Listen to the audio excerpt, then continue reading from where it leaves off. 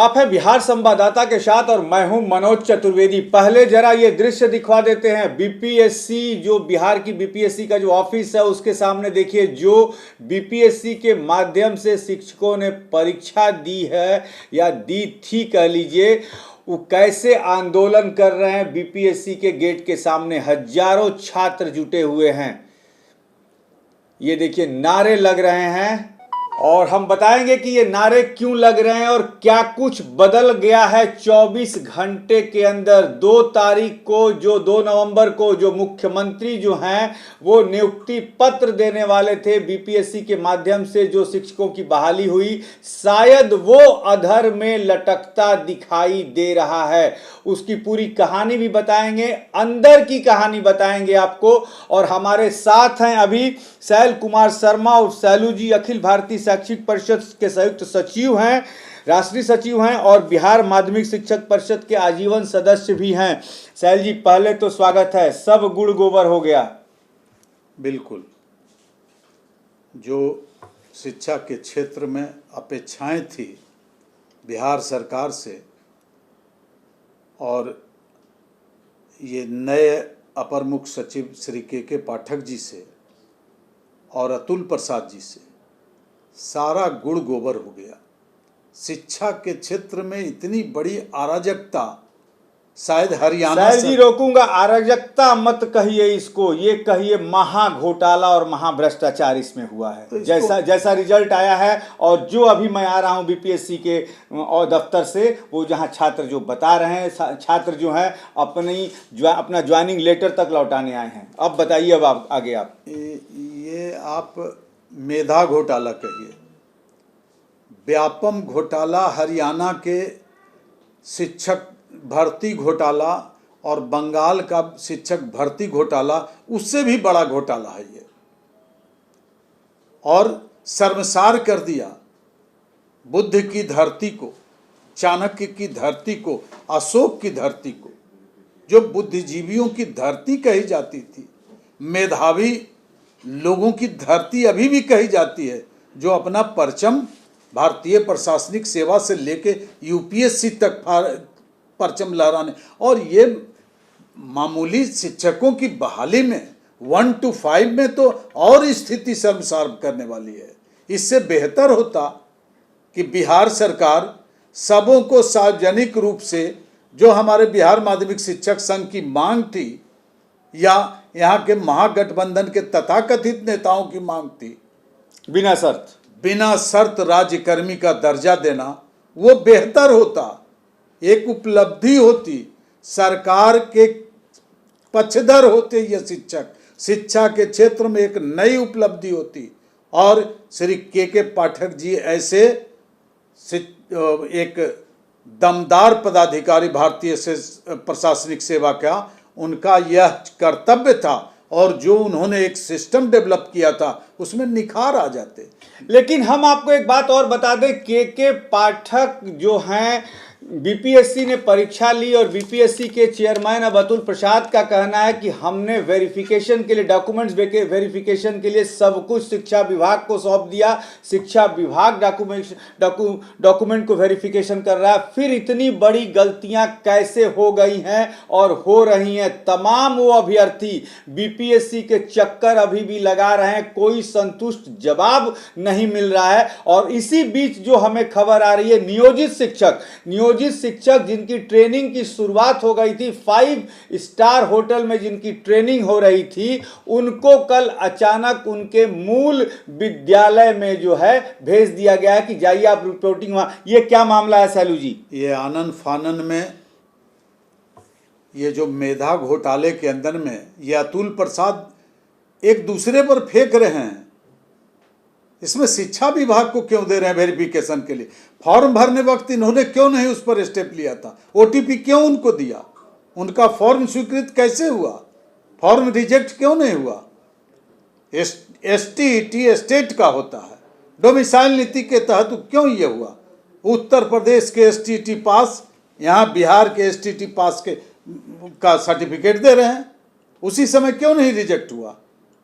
आधार card जाली, सारा merit list जाली, सारा जो वो एसटीईटी का सब जाली, एक एक मैथ का विषयवार जो निकला है रिजल्ट, उसमें शिक्षा विभाग क्या जांच करेगा? फॉर्म भरने में रिजेक्ट करने का शिक्षा विभाग को पावर था क्या, कि बीपीएससी को पावर था? ये दोषारोपण कर रहे हैं एक दूसरे को, ये करके ये बहुत बड़ा मेधा घोटाला है। सबों को दंडित किया जाए। इस पर सर माननीय मैं मुख्यमंत्री जी से अपील करना चाहता हूँ, एक बुद्धिजीवी होने के नाते, एक शिक्षाविद होने के नाते और एक शिक्षकों के संगठन के एक सदस्य होने के नाते। अच्छा, यहाँ एक प्रश्न और आएगा सर जी। नियोजित शिक्षक तो मान लीजिए 17 साल 15 साल से थे, उनको उनकी सर्विस तो फिक्स हो गई जिन्होंने निकाला है। अब वो कहाँ योगदान देंगे, कैसे देंगे, ये सरकार समझ लेगी। लेकिन ये जो नए विद्यार्थी बीपीएससी के माध्यम से तमाम दूसरे जगहों से निकाल के आए हैं और उन्हीं के बीच में ये घोटाला ज़्यादा दिख रहा है, आखिर क्या होगा इनका भविष्य? कहीं तो मामला संदिग्ध है, मामला जरूर संदिग्ध है। जैसे गणित विषय में एक ही लेवल से सारे एक ही सेंटर का सब पास, सारे विद्यार्थी गणित में पास, और अच्छे अच्छे जिनको मैं जानता हूं नेट क्वालिफाइड है, पीएचडी हैं, वो 10th से +2 के लिए अप्लाई किए हैं, उनका नहीं हुआ है। कौन लोग हैं ये लोग? एक साजिश तो है, एक षड्यंत्र तो है, और एक षड्यंत्र के तरह ये सारा किया गया है। और जहां तक बात है कि जो शिक्षक पास कर गए हैं 9 to 12 तक के इस बीपीएससी के अध्यापक नियमावली 2023 के तहत, वो विरमित होकर चले आए। उनकी सेवा बीपीएससी को हो गई, उनका प्रशिक्षण के लिए पत्र निर्गत हो गया। लुभावने उनके साथ ये किया गया कि आपको यहीं से नियुक्ति पत्र दिया जाएगा और 2 तारीख को आप गांधी मैदान में आएंगे। और एकाएक पत्रांक 76-40 से, हाँ कल क्या हुआ था, कल रात अचानक पहुंचे, कल अचानक पहुंच गए लोग, शिक्षा विभाग के आला अधिकारी लोग, और उन्होंने जो क्या नाम है बिहार बीपार्ट के द्वारा जो ट्रेनिंग की व्यवस्था की गई थी, उसमें एकाएक पहुंच के कह दिया गया कि आप लोग योगदान कल करें और उसकी सूचना हमको त्वरित इसे दें। और सब लोगों को रात में विथ बैग एंड बैगेज, और वो सुविधाएं, आवासीय सुविधाएं जो एक 5 स्टार आपने कहा कि वो 3 स्टार और 5 स्टार के लग्जरियस होटलों में किया गया। इसका मूल कारण क्या था, कुछ आप हमको दिखाना चाहते थे? क्या था ये विज्ञापन संख्या? विज्ञापन संख्या ज्ञापांक 76-40 दिनांक 24/10/23 को आनन फानन में एकदम शाम के वक्त सबको कहा गया कि आज आप लोग रिलीव हो गए, जाइए अपने अपने घर। बोलिए कहाँ कहाँ से लोग, सुदूर देहात से लोग आए थे, उनकी व्यवस्था सारी यहाँ थी। यहाँ पर पर्व के दिनों में भी प्रशिक्षण प्राप्त कर रहे थे, और एकाएक जाकर आप रात में जाके उनको कह दीजिए कि आप रिलीव हो गए और योगदान करिए और इसकी त्वरित सूचना दीजिए, प्रेषित कीजिए। वाह वाह, कहाँ आए वो आप? तो लेकिन सर जी, अब जब जो योगदान करने आज जाएंगे वहां, तो नियोजित शिक्षक के रूप में योगदान देंगे या बीपीएससी के रूप में योगदान देंगे? वो तो पेंडुलम में हो गए।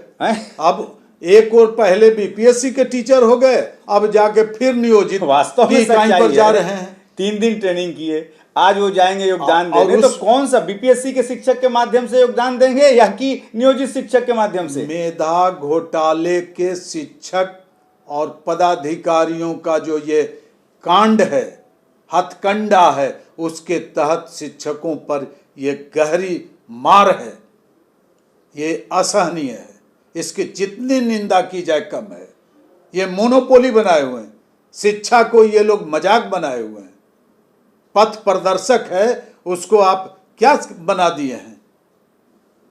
ये स्थिति भयावह है। मैं माननीय मुख्यमंत्री जी से यह अपील करना चाहता हूं आपके माध्यम से कि इसकी जांच करवाएं और दोषी पदाधिकारियों को दंडित करें, और एक जो सुनियोजित षड्यंत्र है और इसमें संलिप्त जो गिरोह है उसका पर्दाफाश करें। अन्यथा बिहार की राजनीति पर इसके परिणाम बुरे होंगे। बिहार की राजनीति पर इसके परिणाम बहुत ही बुरे होने वाले हैं। और जी हाँ, जो असुविधाओं का सामना इन नियोजित शिक्षकों ने सहा है और फिर ट्रेनिंग के बीच से उनके मूल जगह पर वापस कर दिया गया, अब उन्हें यही समझ में नहीं आ रहा है कि हम अभी भी नियोजित ही हैं या बीपीएससी के शिक्षक हो गए हैं, क्योंकि कोई नियुक्ति पत्र उनको नहीं दिया गया है। लेकिन सबसे बड़ी बात है कि ये जो घोटाला हुआ है, महा घोटाला हुआ है शिक्षा विभाग में, तमाम मीडिया चैनलों पर यही आज के दिन में ब्रेकिंग न्यूज़